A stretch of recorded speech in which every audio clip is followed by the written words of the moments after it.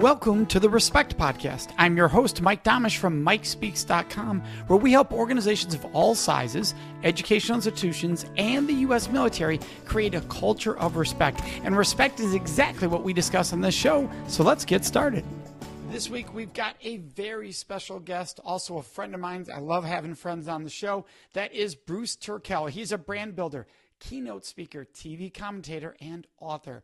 If you watch any business news on cable, you've probably seen him, whether it was MSNBC or CNNI or Fox News in the past. You've seen this guy. He's also, I've gotten to know him, and I realize he sees things others of us just don't see, and that's one of the cool things about getting to talk with Bruce. So, Bruce, thank you for joining us. Thanks for inviting me, Mike. You're right. It's fun to do this with friends. Absolutely. And you and I are going to get into a decision you made recently and publicly via blog. It's really powerful. Before we get into that, I want to talk about how you view respect in its role in advertising and marketing. For everybody watching and or listening, Bruce is a guru in the marketing branding world. That's what he's known for. He's worked with some of the largest brands in the world. How do you feel that respect plays a role? You know, there's two ways to look at marketing branding. I think there's two ways to look at a lot of things. There's the positive way and there's the negative way. And you hear people talk about the negative way, that advertisers and marketers try to convince people to buy things they don't want, don't need, and can't afford. And that's certainly the negative way of doing it. Or you can say the positive way, which is that advertising, marketing, branding is the engine of the economy. It's what keeps people interested. It's what keeps people involved. It's what keeps people engaged. If you're running a business, it's what allows you to actually provide the products and services that you provide because people are interested in them. If in fact you're a consumer, it allows you to find out what's out there, what's available. It also subsidizes a lot of this media that we take advantage of, whether it's radio or television or online or any of the things that we don't pay for. Part of the reason we don't pay for that content is because of advertising and marketing. So I, of course, prefer to look at the positive side of it. That being said, then respect becomes very important, because if you're going to do this from a positive point of view, then in fact, you have to be careful not to be selling people things they don't want, don't need, and can't afford, but instead to be demonstrating to people why your clients' products and services, or why your products and services actually will make your customer's life better. That's what the respect is about. You're providing something of value. I tell people that when I speak, when I write, when I commentate on television, or when I create marketing campaigns, I want the stuff I do to be useful, I want it to be valuable, and I want it to be enjoyable. In order to accomplish those things, it has to be respectful as well. What percentage of advertisers that you see out there, companies selling, do you feel fall into that negative stereotype that brand is such harmful viewpoint of advertising and marketing that people get? You know, the old stereotype, which could be unfair, that used car salesman stereotype. How many people do you feel that are out there, what percentage, that is manipulative, that it's not based on respect, that it's based on emotional and psychological manipulation? Just to well, you know, as soon as you use the word percentage, then you're asking for metrics that I don't actually have. I don't know what percentage. I do know that often the pieces we remember, the pieces that put a bad taste in our mouth, tend to be those. I mean, you used as an example the used car salesman. Now you're thinking of the sleazy guy, the polyester jacket, the sleeves rolled up, and the guy who's just trying to get you into a car and get your money. But again, think about the other side. You have to get your kids to school. You got to get to work. You want something safe. You want something reliable. A used car salesman who knows what they're doing and is intent on providing service is not like that at all. But what do we remember? We remember the negative stereotype. And there's plenty of it. Believe me, I am not making excuses for the industry or for the negative practitioners. I'm simply saying that what a lot of us do, in my opinion, actually makes the world a better place. Oh, I agree. And that's why I said that whether it be an unfair reputation of that used car salesman, because we buy used. So I'm not somebody that runs from a used car salesman at all. If you find the right person, they're wonderful, and they do take care of you very quickly. But it is, you're right, it's that negative impression people have about that's right. marketing and advertising. Because the media environment is so confrontational right now, do you think that respect is passé? Passé? No, not at all. I think respect is less and less prevalent. I think what's happened is there's an old political saying, there's no margin in the middle. And I think what you find is that a lot of the practitioners will avoid names for the sake of whoever's listening and might have an opinion different than mine. But a lot of the practitioners are using the basest, most brutal forms of communication because they're always easier, cheaper to use, and they always hit hard. I mean, getting hit with a bat is a pretty low-level communication receipt, right? If I want to convince you of something, I could try to convince you. I can quote the masters. I can give you good information, or I can hit you with a bat and say, if you don't believe me, I'm going to hit you again. It works. It just doesn't work well. And it's a brutal, backward-facing way of getting your point across. And I think that's what we're seeing now. We're seeing that so many of these backward-thinking strategies are working that people are utilizing them. So no, I don't think respect is passé at all. I think that respect right now is taking a back seat in many instances to things that maybe work a little quicker and a little stronger, but don't ultimately work better. So there's a documentary out now at the time we're recording this on Mr. Rogers called Won't You Be My Neighbor? And this discussion is actually prevalent to that because he talks about when TV came forward and really hit its mainstream, how it was the lowest forms of comedy that TV was turning to. The pie in the face, the violence, the cheap violence. And he was so offended that why would such a wonderful tool, why would be a wonderful medium be used at the lowest common denominator to spread these messages? And that's sort of what you're saying right now is that there's so much of that lowest level being used that it's overwhelming. And so the question became in the documentary is, can there be a place? How do you get back to that place where respect can be at the forefront, where you can think on a higher intellectual level in the advertising? What do you think it would take for marketing advertising to have that paradigm shift, to go to a place that's really built on respect, dignity for the consumer, for people watching? I think what happens is over time, technologies and use of new technologies adapt, and they adapt progressively and get better and better. So when movie cameras were first created, the silent movies, all they did was record plays, because plays were the way, theater was the way you presented a story. And it never dawned on anybody that you could do something different. So what did they do? They set up the camera, they set up the tripod, and they filmed the play. Then someone said, wait a second, we don't have to keep this camera in one position. We can actually take it outdoors. We don't have to make believe we're on a wagon going to the Wild West. We can actually go out and film it. And they went out and changed the way they did that.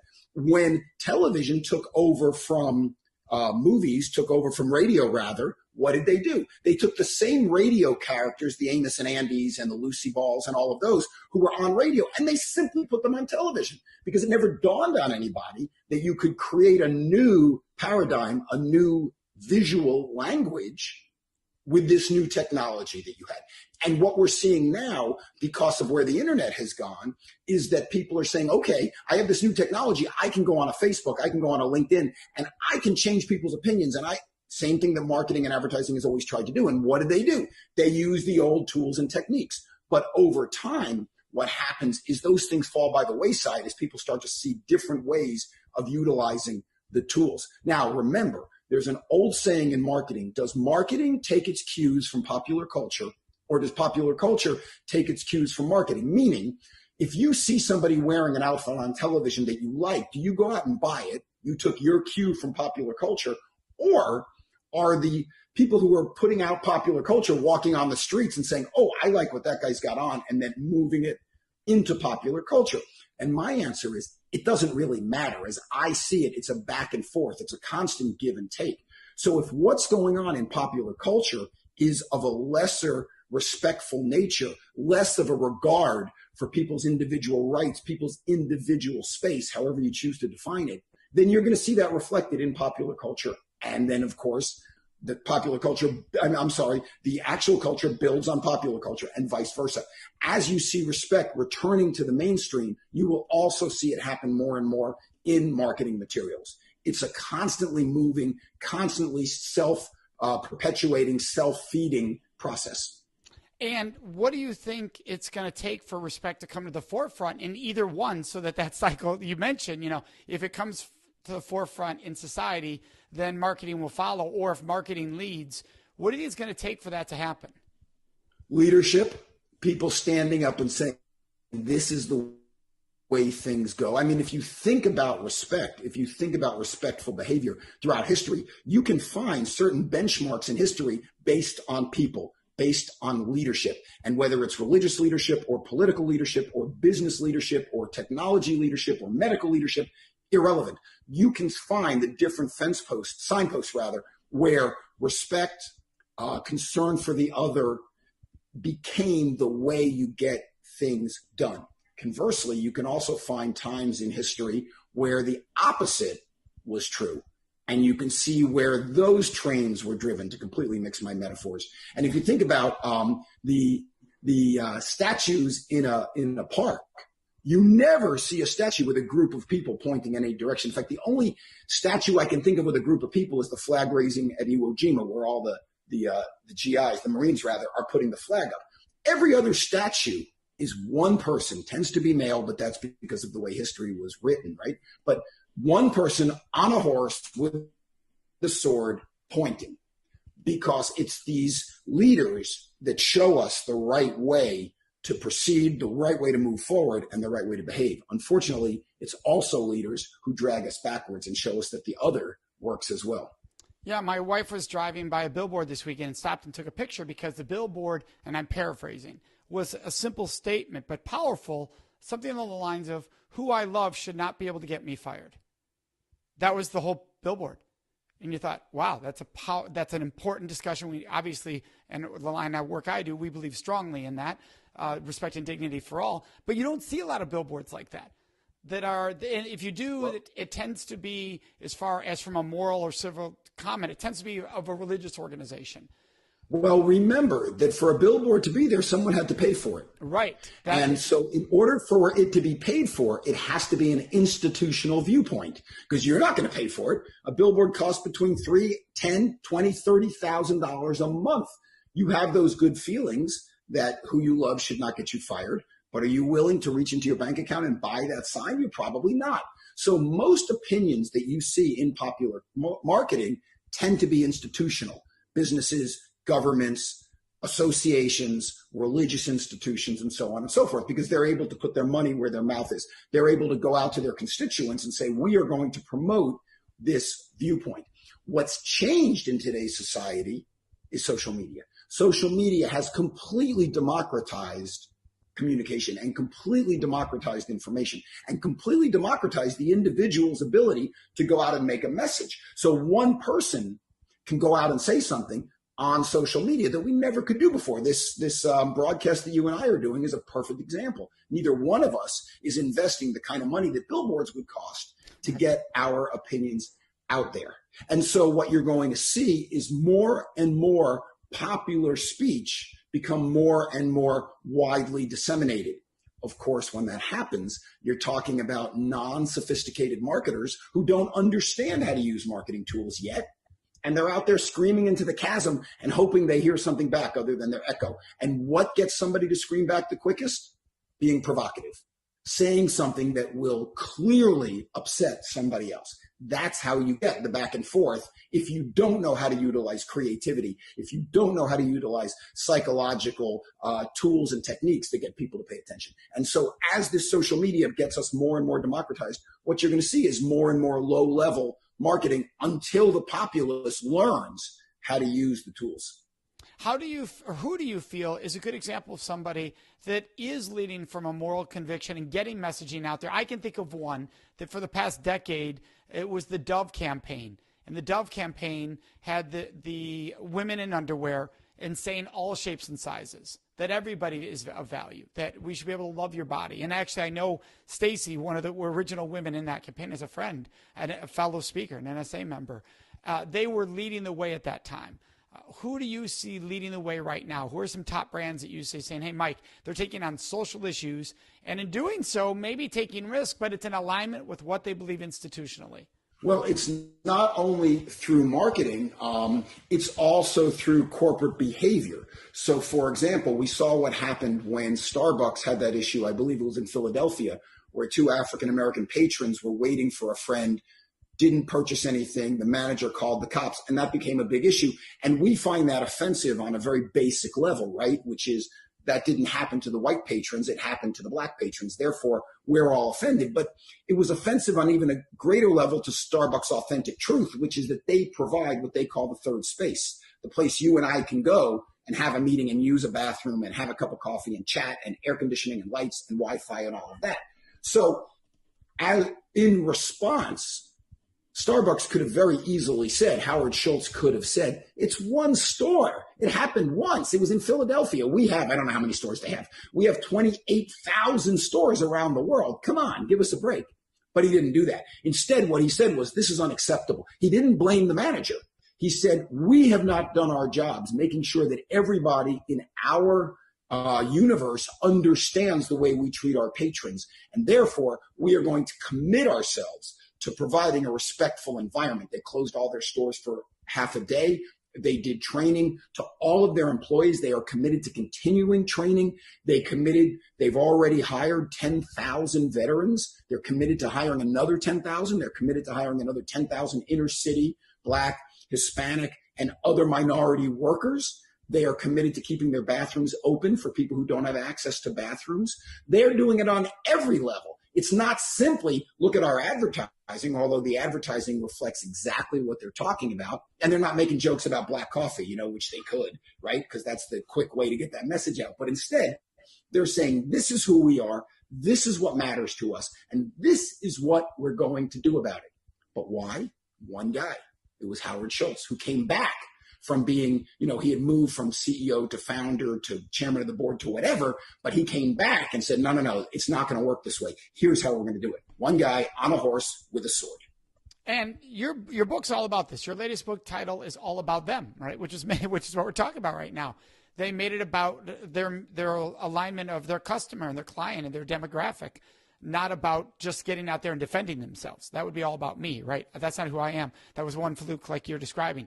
So when we talk about all about them, what do you think? Why do you think we fall into the trap of, whether you're a speaker, an expert, a big, large institution, organization, of making it about ourselves, right? Look at me, look at my product. Why do we fall into that? And how can we be more aware and present to making it about them? What are steps we can take to make sure we're making it about them every day? Well, there's three reasons why we do it. The first one is just personal insecurity. Look at me, look what I've done, because I need to build myself up. I need to feel good about myself. That's for a different show and people with different expertise. But the other two reasons that we do it, reason number one is because in the old days, read pre-internet, if you didn't blow your own horn, if you didn't tell people who you were and what you did, who was going to tell them? There was no way for anyone to find out about you. If I was interested in having Mike Domitrz come and speak at my event, how could I find out about you other than calling you and saying, hey, Mike, would you send me a videotape? Would you send me a brochure? So you needed to go, look at me, look at me, look at me. But today, before I call you on the phone, I know everything I want to know about you. And the key is that I want to know. Because some people go to your website, go to YouTube, look things up, go to Google. They're what we call the belt and suspender people, right? They wear both because they want every detail. Other people don't care that much. They don't bother.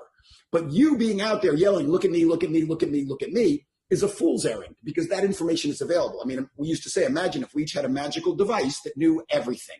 Siri, Cortana, Google, Alexa, Echo know everything. So being out there and yelling, look at me, there really is no benefit to it. That's reason number two. Reason number three, actually the simplest one of all, no one taught you this. Nobody said when you're marketing, when you're branding, when you're building your business, stop talking about yourself. You know about it when you go on a date. You could be that guy on the date who says, yeah, I did this, then I did this, then I did this, then I did this. But you understand that if you do that, the conversation's not going to go very far. But when we talk about our businesses, nobody said to us, look, here's the way you do it. But look at the best advertisers. Look at how they promote themselves. And what you'll see is they never talk about themselves. Apple does not tell you why their computers are better. They don't talk to you about speeds and feeds. They don't talk to you about technological advancements. What are they saying right now? Behind the Mac. And they show a picture of a person with a laptop. Oh, I don't want to break this while I open it, right? And they show the person behind the computer. And the billboard I saw yesterday, the guy's like this. Now, you don't know what he's looking at. You don't know what this means. It could be, oh my God, I just declared bankruptcy. It could be, oh my God, look at my new granddaughter. You have no idea, but you have been in that position before. And so they're not talking about their equipment. They're talking about you and I. They're talking about the experience of being behind the Mac. When they had their campaign Think Different, they didn't say think different because we have an M17 megahertz processor. They talked about the people who have thought different in history. Joan of Arc, Leonardo da Vinci, Thomas Edison, Albert Einstein, and so on and so forth, Mahatma Gandhi, Martin Luther King, and why you can be like them, why Apple empowers you to do this. We see these messages all around us. We see the best companies, the best marketers do it. We just have never been told that's how you do it. Now you've been told. Right. Well, that's why I wrote the book, by the way. Well, I love that. And so you pick up the book and we can all learn that. And that becomes really important to talk about. So how does someone help people find, like you said, you can do anything to find anything you want about people. So are you referring to the fact that you need to be serving up content? You need to be serving up valuable information. If you're going to put yourself out there, put it out there in a way that you're serving, right? That you're providing helpful information so that if when they are searching and they run into you, they see somebody who aligns with what they're looking for. Is that what you're referencing there? Versus look at me. No, let me just, hey, I've got some helpful information here. That's right. And information is only one way to look at it. It can also be entertainment. It can also be explanation. It can also be editing. I mean, for example, some of the most popular sites on the net are travel sites. Because when I travel somewhere, I don't know where to go. So I look for people I trust. The reason I think that Anthony Bourdain was so successful was we could relate to him. We felt his pain. We felt his normalness. He was one of us. What we should do, he became our editors. We went to Paris or we went to Peking. We could see, what did Anthony Bourdain suggest we do? So editing is a great thing you can provide for people. Hey, here's what I know a lot about. Let me help you have a better experience. Travel, food, music, electronics, software, whatever it is you know about, providing that level of let me help you. I use a algorithm in the book, CC2CC. The first CC stands for company-centric. The number 2 stands for TO. And the second CC stands for consumer-centric. How do you take what you know, company-centric, and how do you transfer it to your consumer? And more importantly, to your potential consumer. And that's what you're talking about. Put good content out there that is things I want to read because either I'm interested in the information or I find it amusing or I find it thought-provoking or I find it provocative or I find it helpful. Again, I don't know what your interests are. You don't know what my interests are. But if you're an expert in something, you know what it is you can provide. And you have to demonstrate to people that by interacting with you, with your materials, their lives will be better. And so is the mistake that some people are making today in thinking when they put out a video or they put an article, they put something out in the world, is they're thinking, what do I need to say to get attention versus what is the best way I can entertain, serve those who would enjoy this the most, right? Instead of just saying, look at me versus how can I be of service or of entertainment? Is that what you're referring to there? That idea that, hey, I'm going to do this video because then I'll be the one everyone's talking about versus I'm going to do this video because nobody's saying this right now and we need to have this conversation. So I love the word serve because if you say serve, that includes inform, entertain, excite, edit, whatever, because it all fits under the umbrella. Yeah, you don't want to be the little kid at the pool on the diving board going, look at me, look at me, look at me, look at me, look at me. And at that point, there's only 2 things he can do to make it worth my while. He can either do a perfectly executed double backflip, or he can jump up in the air and belly flop and make me laugh, right? There's nothing else that kid's going to do that's going to make up for him interrupting me. Think about old school marketing, the look at me, as the foot that someone sticks out in the aisle of the airplane or the movies that you trip over. It interrupts your day-to-day. It makes you pay attention, but it's not necessarily a good thing. And the provocative statements tend to do that. Whereas the person who says, oh, you're going to Des Moines? Well, let me tell you some great places to eat. I've never been to Des Moines before. I'm interested. I want to hear that. That'll make my life better. And when you go to this restaurant, you know what? The maitre d's name is Christina. Tell her I sent you, and she'll take really good care of you. Wow, now I get to travel like a local. That's awesome. Very different than the person tripping you and saying, hey, here's some coupons. When you go there, you can save money on stuff. Yeah, one's respecting your time. One's respecting your intelligence. And today's shows, obviously all of our shows are all about respect. For you, Bruce, who instilled respect in you the most through your growing up, through your development, through the business years? There were, I think, probably 3 or 4 people who did it. The first 2 were my parents. My parents were real sticklers for this. My dad's belief was you do the right thing because it's the right thing to do. I remember when my friend Alan got $5 for a B and $10 for an A. And I came home and said, hey, Alan wasn't that smart. I don't think he got that much money, but Alan just got $25 for his report card, Dad. And look at it, you owe me $70. My father looked at me like I had 3 heads. And he said, what are you talking about? I said, well, Alan gets $5 for a B and $10 for an A. He said, you're supposed to get A's. That's your job. My job is to clothe you, feed you, house you, teach you about the world. Your job is the best you can be. Now, I'm not saying that you might not get a D occasionally or a C, and that's so terrible, but your job is to do well. There was no reason why, there was no explanation why. It was the right thing to do. And I saw my dad do that in business, and I saw my dad do that in all his social activism. My parents did the first anti-segregation sit-ins in the South in Miami in 1959. My parents did amazing things. My mother was just as upright, but also added an intellectual component where she wouldn't just say it's the right thing to do. She would give me 5 books that I had to go read that explained throughout history why these things mattered. And then when I was in the orchestra, my orchestra leader and crazy enough, my band leader, because I was a musician in school, both of the 2 of them really instilled this idea that music is this ideal that you strive for. And the reason you strive for it is because you have to respect everyone who's come before, the composers, the musicians, the audiences, and that if you get up and you don't do a good job, you're not only disrespecting yourself, but you're disrespecting this entire tradition of music, and you're disrespecting the people who are listening to you. They didn't say you had to be perfect. Hey, we were junior high school musicians. We weren't that good. But the point was you're doing the best you can do because you respect yourself and you respect the people that you are producing this music for, and you respect everyone who's come before you and has laid the path.